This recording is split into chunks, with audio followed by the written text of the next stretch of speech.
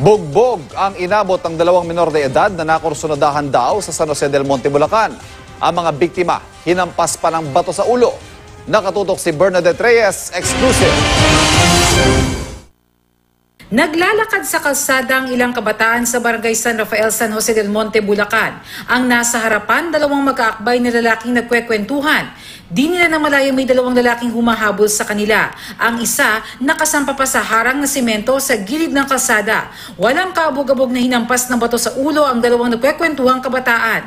Nagtatakbo ang mga hinampas pero hinabol sila ng dalawang salarin. May sumali pang dalawa pang lalaking sumulpot galing sa gilid ng kalsada. Pinaggugulpi nila ang dalawa. Yung una po, pinalo ako dito ng bato. Tapos pagtakbo ko, may sumalubong po sa akin.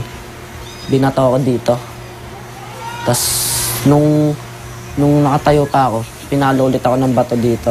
Sabi po nila, mayabang daw ako po dito. Tapos yung isa pong natira sa akin, hinahampas po ako ng bato. Pero nasasalag ko po. Agad tumakbo palayo ang mga sospek na sinasabing posible mga minor de edad din. Hanggang ngayon, nahihilo at sumasakit pa rin ang katawan ng biktima. Nananawagan ang kanyang ina sa mga magulang ng mga sospek na panagutan ng insidente. Gusto kong mahuli sila para po hindi matulad sa mga ibang bata.